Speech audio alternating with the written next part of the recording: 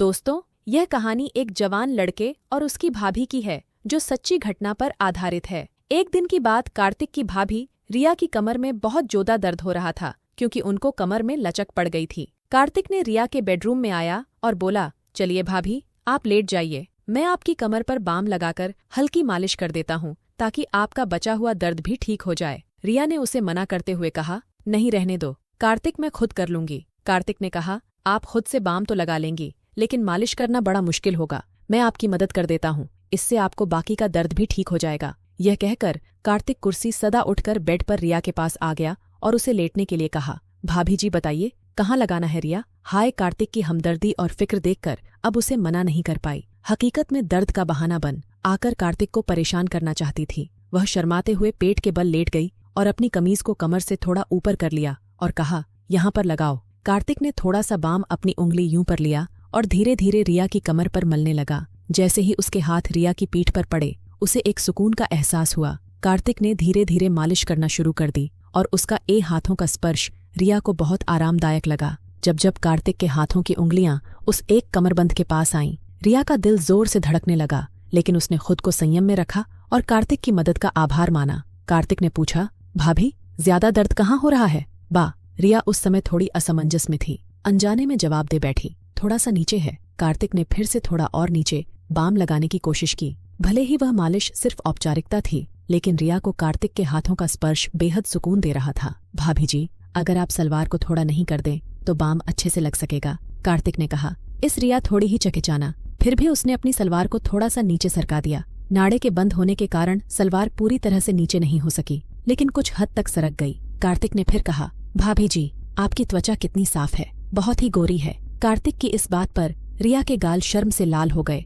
लेकिन वह उल्टी लपेटी हुई थी, इसीलिए कार्तिक इसे देख नहीं सका। उसे यकीन था कि कार्तिक उसकी देखभाल में झुपटा हुआ था और उसकी बातों में कहीं न कहीं इज्जत भी झलक रही थी। कार्तिक ने थोड़ी देर और मालिश की और जब रिया ने कहा कि अब ठीक है, तो वह चुपचाप उठकर ऊपर चला गया। रिया को आज एक अलग ही सुकून महसूस हो रहा था। सालों बाद किसी ने उसे इस तरह से ध्यान दिया था जिसमें हमदर्द, यहेदी और एक स्नेह छुपा था। कार्तिक के बारे में सोचते हुए कब नींद में खो गई उसे पता ही नहीं चला। अगली सुबह जब जागी तो उसने खुद को तरोताज़ा और शांत महसूस किया। नहाने के बाद दरिया ने बहुत सलीके से तैयार होकर ब्लैक रंग का सफेद कढ़ाई वाला जोड़ा पहना और ऊंची ही एल के सफेद सैंडल भी पहने। हल्का सा मेकअप करने के बाद वह किचन में नाश्ता तैयार करने लगी। नाश्ता बनाते समय हर बार वह किचन के दरवाजे पर आकर सीढ़ियों की ओर देख रही थी। कार्तिक एक काम पर जाने का समय हो गया था। जैसे ही वह नाश्ता तैयार करके बाहर आई, कार्तिक सीढ़ियों से नीचे उतर रहा था। आज तो बहुत ही बेहतर लग रही है भाभी जी, लगता है कल की मालिश का असर हुआ, कार्तिक ने मुस्कुराते हुए कहा। उसकी नजरें रिया के लिबास और फिर पेंसिल हिल वाले सैंडल पर थीं। रिया ने भी मुस्कुराते हुए जवाब दिया, असर तो हुआ, लेकिन तुझे कैसे पता? कार्तिक थोड़ा शर्माते हुए बोला, भाभी जी, आज आपने हमेशा की तरह हील के सैंडल जो पहने हैं तो मुझे लगा कि कमर का दर्द अब ठीक है। रिया ने हंसते हुए कहा, बिल्कुल बिल्कुल सही पहचाना तूने। अब डाइनिंग टेबल पर बैठ, मैं नाश्ता लेकर आती हूँ।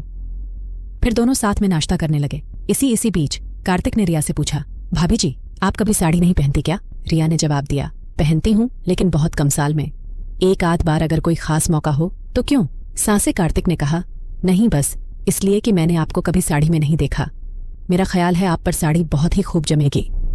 फिर कार्तिक जाते समय बोला, भाभी जी, रात का खाना मैं बाहर से ही ले आऊंगा, आप बनाना मत इस पर। रिया ने मुस्कुराते हुए कहा, ठीक है। तो कार्तिक ने फिर कहा, अगर किसी और चीज की जरूरत हो तो बता दीजिए, मैं आते समय लेता आऊंगा। इस पर रिया ने कहा कि उसे किसी और चीज की जरूरत नहीं है और फिर कार्तिक के जाने के बाद वह छोटे मोटे कामों में लग गई। इसके बाद वह ऊपर जाकर कार्तिक के कमरे को भी ठीक करने लगी। इसी दौरान रिया को उसके बेड के नीचे कुछ कपड़ा पड़ा हुआ नजर आया, तो उसने नीचे झुककर उसे बाहर निकाला तो उसकी आंखें हैरानी के मारे फटी की फटी रह गईं। वह एक सफेद रंग का रेशम ही अधविस्त्र था जो शायद किसी लड़की की है। रिया ने उसे ध्यान से देखा और समझ गई कि किसी की व्यक्तिगत चीज हो सकती है जो गलती से यहाँ रह गई हो। उसने तुरंत ही कपड़े को एक तरफ रख दिया और कमरे की मधी सफाई करने लगा। इसी बीच उसे 3 दिन पहले की घटना याद आई।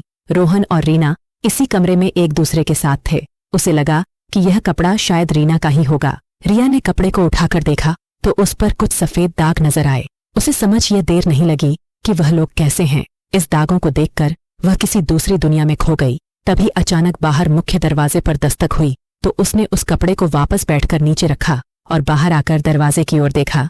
उसने यह देखा कि पड़ोस में रहने वाली कोमल भाभी खड़ी थी। अरे भाभी, मैं अभी आती हूँ, रिया ने कहा और जल्दी से कार्तिक का कमरा बंद किया और नीचे आकर दरवाजा खोला। कोमल, जो पड़ोस में रहती थी, अपनी उम्र के 35वें दशक में थी और घर में ही ब्यूटी पार्लर चलाती थी। कोमल अक्सर दोपहर में रिया के घर आ जाती थी या नाक से की जाने वाली आवाज उसे अपने घर बुला लेती थी और दोनों इधर उधर की बातें करती थीं।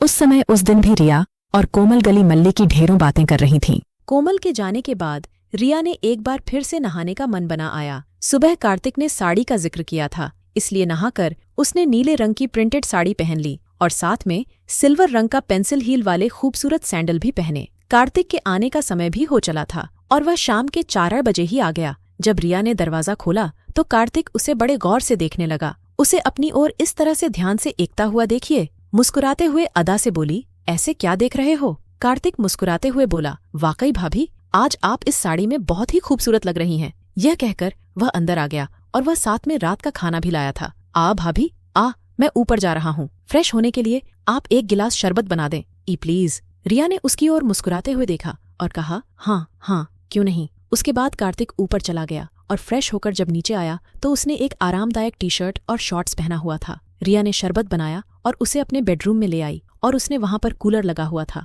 कार्त एक रूम में आकर सामने वाली कुर्सी पर बैठ गया और रिया भी बेड पर टांगे नीचे लटकाकर बैठ गई। दोनों इधर उधर की बातें की। इस दौरान कार्तिक ने रिया से पूछा, भाभी, अब आपकी कमर का दर्द कैसा है? रिया मुस्कुराते हुए बोली, अरे अब तो मैं बिल्कुल ठीक हूँ। कल तहे इतनी अच्छी मालिश जो की थी। कार्तिक ने अपना शरबत का गिलास साइड टेबल पर रखते हुए कहा, भाभी, आप आराम से लेट जाइए। मैं एक बार और बाम से आपकी मालिश कर देता हूँ ताकि आपकी तबीयत और भी अच्छी हो जाए। रिया ने मना करते हुए कहा, नहीं कार्तिक, मैं अब बिल्कुल ठीक हूँ। लेकिन कार्तिक ने कहा, भाभी, आप मेरे लिए हमेशा इतना करती हैं, क्या मैं आपके लिए इतना भी नहीं कर सकता? चलिए लेट जाइए। रिया ने उसकी बात को टाल ना सकी और खाली ग्लास टेबल पर रखते हुए बोली, अच्छा बाबा, तू मानता नहीं लेटती हूँ? पहले सैंडल तो उतार दूं। सैंडल उतारने की जरूरत नहीं है भाभी, इतनी खूबसूरत सैंडल आपके हसीन पैरों की खूबसूरती को और भी बढ़ा रहे हैं। आप ऐसे ही लेट जाइए। कार्तिक ने थोड़ी चंचलता से कहा। रिया को उसकी बात पर हंसी आ गई और वह उसकी बात मानकर बेड पर लेट गई। उसने साड़ी पहनी हुई थी, इसीलिए उसकी कमर कार्तिक की नजरों के सामने थी। यहाँ कार्तिक ने बाम को उंगलियों पर लगाया और रिया की कमर की मालिश करने लगा। रिया ने कार्तिक से पूछा, एक बात बता कार्तिक, तुझे मेरी ऊंची हील वाली सैंडल बहुत पसंद है ना? कार्तिक थोड़ा शर्माते हुए बोला, जी भाभी, आप बिल्कुल सही कह रही हैं। आपको अजीब लगेगा कल, लेकिन मुझे महिलाओं के पैरों में हाई हील वाले सैंडल बहुत आकर्षक लगते हैं और आप तो हमेशा ही हाई हील की सैंडल या चप्पल ही पहनी रहती हैं। रिया मुस्कुराते हुए बोली, अरे इसमें शर्माने वाली क्या बात है और मुझे कुछ अजीब नहीं लगता। मैं तो तेरी भावनाओं को समझती हूँ।